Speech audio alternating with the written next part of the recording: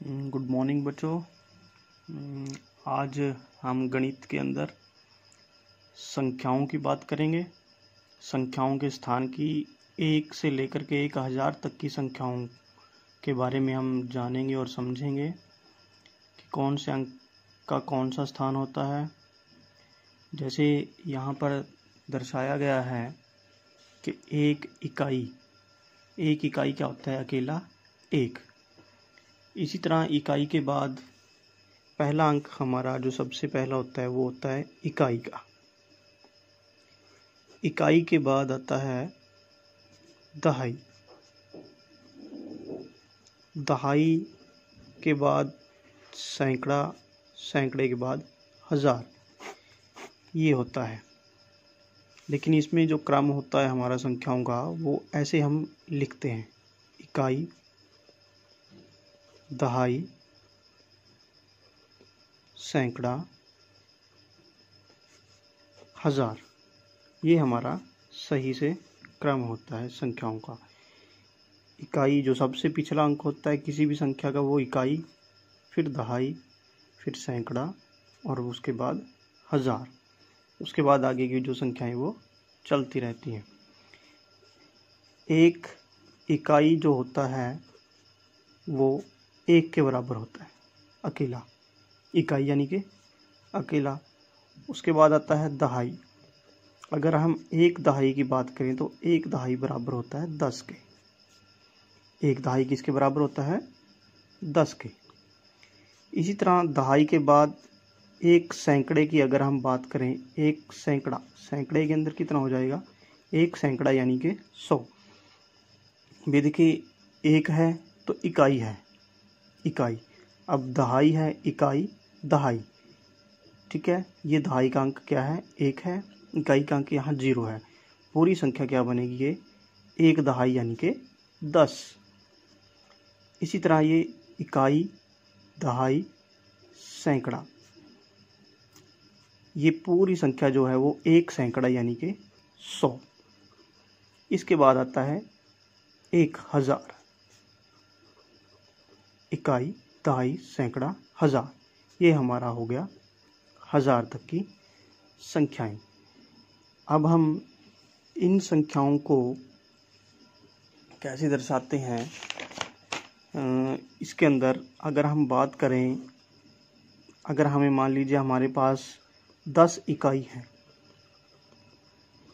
10 इकाई जो है वो एक दहाई के बराबर होता है। क्योंकि 10 इकाई में कितने होते हैं? अगर हम देखें तो 10, तो एक दहाई में कितना होता है? 10, यानी कि 10 इकाई बराबर होती है एक दहाई के। इसी तरह अगर हम बात करें 10 दहाई, अब 10 दहाई कितना होगा? 10 बार 10, दहाई में कितना होता है? 10। तो यहाँ 10 बार 10 यानी कि बात करें हम 100 की, तो ये किसके बराबर होगा? एक सैकड़े के, यानी 100 के। इसी तरह अगर हम बात करें 10 सैकड़ा की, 10 सैकड़ा यानी कि 10 बार 100, 10 बार 100 बराबर होता है 1000 के, यानी 1000। ठीक है जी। यहाँ हम थोड़ा और विस्तार से अगर इसको जाने तो अगर मान लीजिए हमारे पास कोई हमें कहे 3 दहाई लिखे, तो 3 दहाई किसके बराबर हो जाएगा? 3 यानी कि 30 के। 9 दहाई क्या है हमारा? 90। ठीक है। इसी तरह अगर हमें कोई कहे 4 सैकड़ा लिखिए आप, 4 सैकड़ा क्या है? 4 सैकड़ा क्या होगा? सैकड़ा मतलब 100, सैकड़ा मतलब 100, 400, 400। ठीक है, ये हमारी इकाई, दहाई, सैकड़े की जो है वो संख्याएं हैं। अब इसी में हमें एक चीज़ है गिनतारा, कि इन संख्याओं को हमें गिनतारा के ऊपर कैसे दर्शाना है। गिनतारा जिसके द्वारा हम संख्याओं को गिनते हैं, 1000 तक की भी, सैकड़े तक की भी, इसकी जो बनावट है वो ऐसी है एक लकड़ी का बॉक्स होता है असल रूप में। मान लीजिए हमें ये है कि ये इकाई, सबसे पिछला अंक इकाई, फिर दहाई, उसके बाद सैकड़ा है। अब हमें मान लीजिए दर्शाना है कि आपको यहाँ पे 75 जो संख्या है वो दर्शानी है। तो हम क्या करेंगे, इकाई के ऊपर 5, 1 2 3 4 5, यानी कि ये 5 जो है वो इकाई का अंक है। उसके बाद है हमारा 7, ये 7 क्या है, दहाई का अंक है। तो हम दहाई के ऊपर ये 7 बिंदु बनाएंगे, 1 2 3 4 5 6 7। ये हमारी संख्या हो गई। यहाँ गिन तारे के ऊपर हमने जो संख्या दर्शाई है वो हमारी 75 हमने दर्शाई है, क्योंकि इसमें 5 जो है वो इकाई का अंक है। तो हमने इकाई के ऊपर 5 ही ये सर्कल बना दिए, 1 2 3 4 5। 7 हमारा दहाई का अंक है, तो हमने दहाई के ऊपर 1 2 3 4 5 6 7 ये बना दिए। इसी तरह हम सैकड़े की मान लीजिए हमें 140 संख्या जो है वो दर्शानी है। तो हम यहाँ गिनतारा जो है वो बनाएंगे।